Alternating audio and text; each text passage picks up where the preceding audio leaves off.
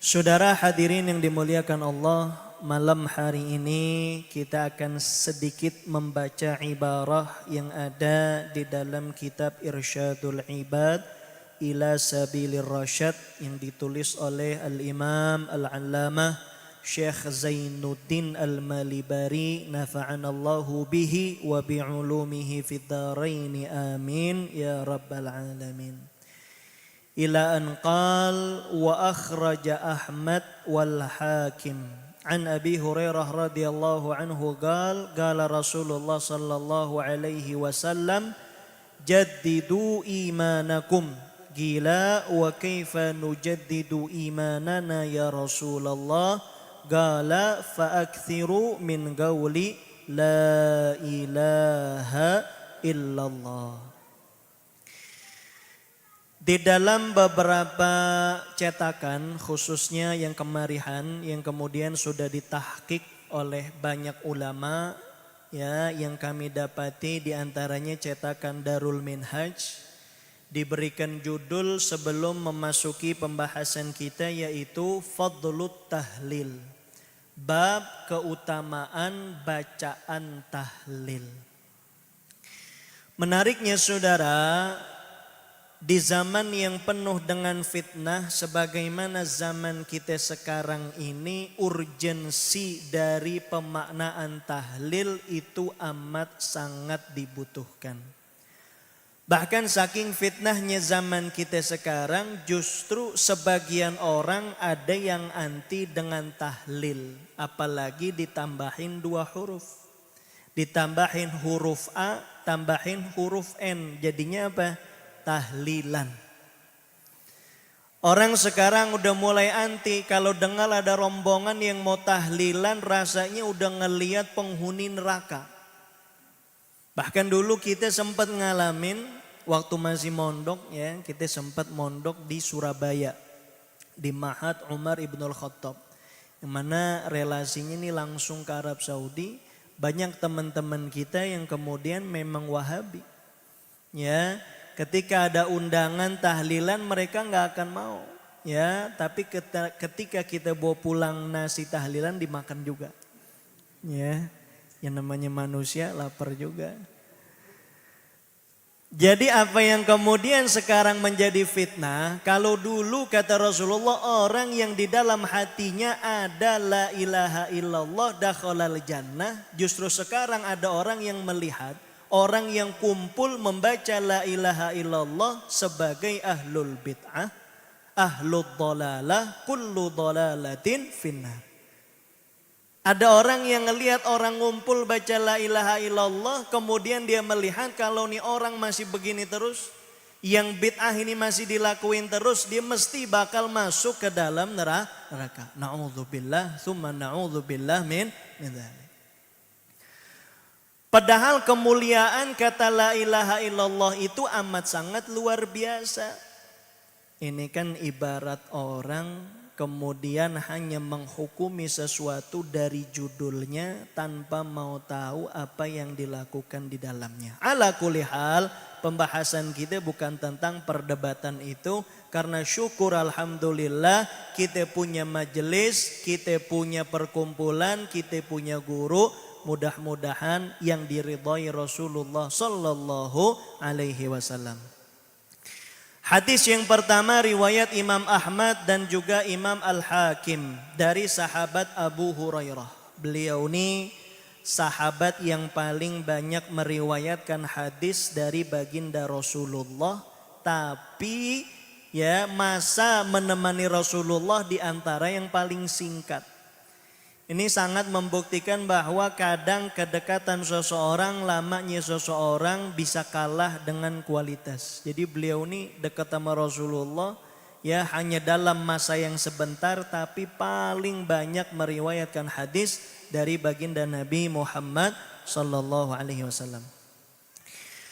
Rasulullah mengatakan di hadapan para sahabatnya, jaddidu imanakum. Kata Rasulullah, perbaruilah iman kalian. Sahabat yang kemudian mendengar perintah Rasulullah bertanya, ya Rasulullah, memangnya bagaimana kita memperbaharui iman kita. Inilah diantara syukur kita terhadap apa yang Allah rizkikan kepada para sahabat. Jadi para sahabat itu bukan diantara orang-orang yang gak tahu apa-apa, tapi kalau sudah di hadapan Rasulullah selalu mengosongkan gelasnya. Ketika Rasulullah sampaikan perbaruilah iman kalian, boleh jadi mereka berpikir dengan segala macam amal kebaikan.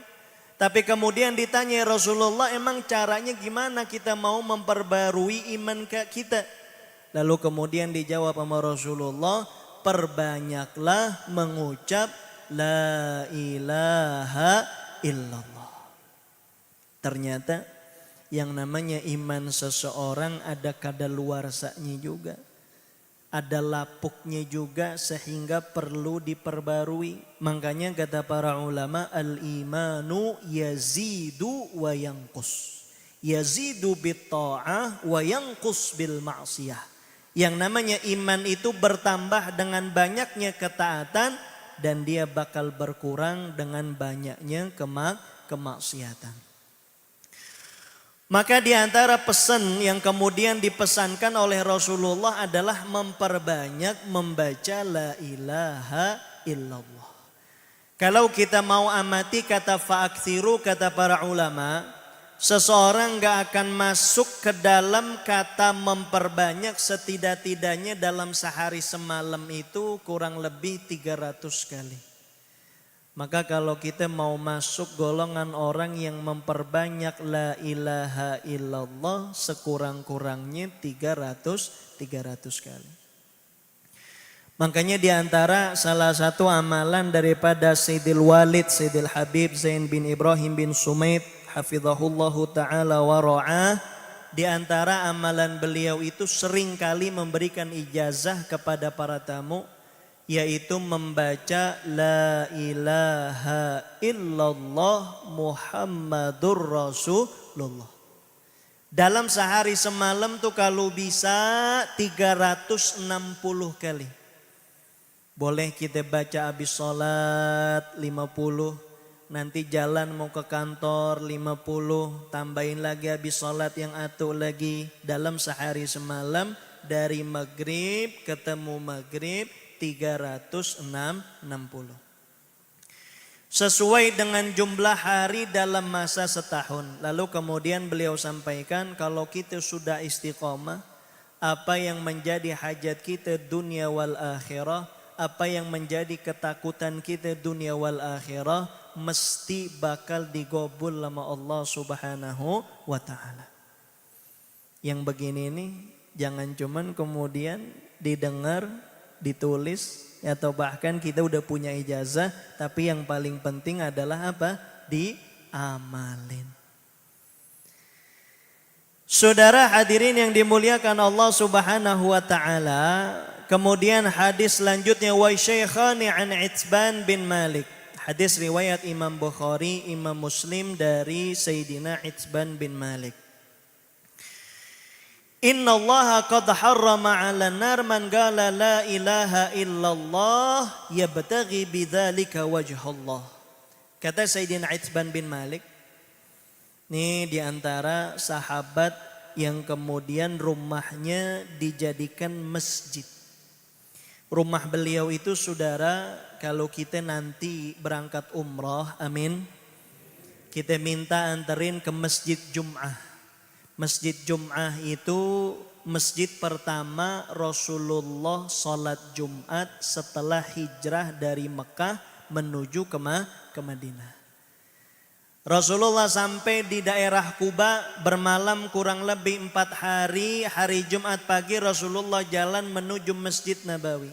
Sebelum sampai ke Masjid Nabawi datang waktu sholat Jumat. Akhirnya Rasulullah sholat untuk pertama kalinya bersama para sahabat di satu masjid yang kemudian dinamakan dengan Masjid Jum'ah. Sampai sekarang masih ada. Lah salah seorang yang menjadi imam di Masjid Jum'ah ini namanya Sayyidina Itban bin Malik. Beliau ini udah tua. Lalu kemudian penglihatannya nih udah mulai kabur. Ketika datangnya hujan, air mengalir begitu derasnya, beliau rumahnya depan Masjid Jum'ah, ngadu ke Rasulullah, ya Rasulullah, saya kalau lagi hujan kemudian terus airnya itu suka susah datang ke masjid. Kemudian penglihatan saya juga udah mulai kabur, tolong datang ke rumah saya, sholat di rumah saya supaya jadi pengganti saya yang gak bisa ke masjid, sholat di tempat yang engkau sudah sholatin. Paginya dia datang, zuhurnya Rasulullah bersama Sayyidina Abu Bakar jalan dari Masjid Nabawi ke rumahnya beliau yang jaraknya kurang lebih mungkin 6-7 kilo. Jadi Rasulullah perhatiannya begitu besar terhadap semua keluhan dari para sahabatnya. Datang Rasulullah sama Sayyidina Abu Bakar, masuk ke dalam rumah, enggak mau duduk kecuali langsung nanya, di mana? Kamu pengen saya sholat? Ditunjukin di dalam rumahnya, di situ Rasulullah sholat bersama Sayyidina Abu Bakar, bersama Sayyidina Itban bin Malik. Selesai sholat kata Rasulullah, di sini nanti kamu sholat kalau enggak bisa ke masjid. Masya Allah. Makanya ini juga yang diambil oleh para guru, ketika guru datang ke rumah kita, usahain kita suruh sholat. Jangan habis sholat suruh pulang, kasih makan juga kalau bisa mah. Begitu kualat ntar. Ya itu juga dilakuin sama Sayyidina Itban bin Malik. Kemudian dihidangkan segala macam hidangan. Saat itu, ya ini asbabul wurud daripada hadis ini. Ketika Rasulullah ada di rumahnya Sayyidina Itban bin Malik, ada salah seorang sahabat yang kemudian dikabarkan ya berkhianat, ya tidak ada iman dalam hatinya. Maksudnya ini orang munafik. Ya, salah seorang sahabat ini saya lupa namanya. Kemudian dikabarkan bagian dari orang munafik. Rasulullah ketika mendengar itu lalu kemudian langsung mengatakan, innallaha qad harrama 'alan nar man qala la ilaha illallah. Sesungguhnya Allah mengharamkan atas panasnya api neraka seseorang yang telah mengatakan la ilaha illallah. Jadi untuk nih kemudian apa? Ya, menegaskan bahwa sahabat yang kalian bicarakan, yang kemudian dia telah mengikrarkan tauhid kepada Allah, kemudian iman kepada Rasulullah dengan niat ingin daripada pandangan Allah, tidak akan masuk ke dalam panasnya api neraka. Mudah-mudahan kita termasuk di antaranya. Amin. Ya Rabbal Alamin. Akan saudara, ya kita bersyukur, kadang-kadang kita kalau kagak hadir tahlilan, kita nggak biasa ngucapin tahlil. Nggak hadir dalam majelis ta'lim, kita kadang nggak biasa ngucapin tahlil. Nah maka dengan kita lebih tahu fadilah daripada tahlil ini, ini kita kemudian apa? Membiasakan diri kita. Kemudian diantara amalan juga yang ditulis dalam kitab ini dan dalam banyak kitab, termasuk di kitab guru kita Sayyidil Habib Muhammad Amin bin Syekh Bakar bin Salim. Beliau itu sering ngamalin dan pesan ke kita untuk ngamalin namanya amalan atiqah. Ada kubro, ada sugro. Yang kubro itu ya atiqah ini apa maknanya? Penjamin selamat dari panasnya api neraka. Kalau bisa sebelum kita mati atau bahkan orang tua kita yang telah meninggal dunia, kita bacain ini.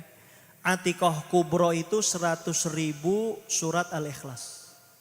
Ya, kalau kita baca sekali duduk mungkin gak rapi-rapi, tapi anak, cucu, kemudian dalam masa seminggu misalnya dibagi, disetor dalam satu grup sehingga terkumpul 100.000 surat Al-Ikhlas. Yang kedua yang masuk dalam pembahasan kita ini adalah atiqah sugro. Ini lebih ringan lagi nih. Yaitu membaca 70.000 la ilaha illallah. Kalau orang salafi wahabi dengar nih langsung nih buat-buatan Habib gitu ya. Padahal di sini ditulis, dikisahkan wa aidan ani Syekh Abi Zaid Al-Qurtubi, Imam Al-Qurtubi, Masya Allah, sahibut tafsir, ya tafsir Al-Qurtubi, imam besar. Beliau di antara yang ngamalin ini, kata beliau, sami'tu fi ba'dil athar anna man qala la ilaha illallah 70 alfa marrah kanat lahu fida'un minan nar. Kata beliau, orang yang baca la ilaha illallah 70.000 kali dapat jaminan fida, ya pembebasan dari panasnya api neraka. Fa'amiltu ala dzalika raja'an barakatal wa'ad. Maka aku mengamalkan. Jadi kalau ada orang nanya itu mah paling Habib-Habib aja, kiai-kiai yang ngamal. Ini imam besar Abu Zaid Al-Qurtubi ngamalin ngarep berkah dari perkataannya aslafus saleh. Kemudian yang dikisahkan di sini menarik. Ketika beliau datang ke satu rumah temannya, ada satu anak nih memang punya hal. Jadi nih anak nih kadang datang hal itu suka jerit-jerit ketika dapetin satu dua hal yang enggak biasanya. Ketika lagi makan tiba-tiba nih anak teriak-teriak. Kemudian sambil ngomong katanya dinunjuk ibunya paman ini sedang disiksa di dalam neraka katanya. Sambil teriak, dan orang udah tahu nih kalau nih anak sedang datang begini, ada satu hal yang emang sedang pengen diisyaratkan. Setelah udah diem nih anak ditenangin, semua pada pulang, Imam Qurtubi ini diem-diem dalam hatinya, ya Allah, ini saatnya saya buktiin perkataan salaf. Akhirnya dia pulang, dia bacain la ilaha illallah, dia niatin buat ibunya yang dibilang dalam neraka diamalin. Dan dia bilang dalam hatinya, saya nggak bakal ngomong ke siapapun walaupun ke satu makhluk. Dan dia amalin, selesai dia ngamalin, kemudian ketemu lagi sama nih anak, tiba-tiba pas datang dia bisikin katanya, ibu paman itu sekarang sudah tersenyum berada di dalam surga. Sungguh benar apa yang dikatakan oleh orang-orang terdahulu dan dia membuktikan kemujarapan dari amalan ini. Maka kita ya alhamdulillah kita sendiri udah ngamalin nih buat orang tua kita, buat guru-guru kita, bacain. Anak ada 7, seorang anak 10.000, 10.000, 10.000, 10.000. Kalau mau baginya pakai hukum waris boleh juga, jangan mau waris aja. Yang laki lu dua kali lipat, yang perempuan sekali lipat, boleh juga dah, terserah. Mudah-mudahan nih bisa kita amalin semuanya. Amin. Ya Rabbal Alamin.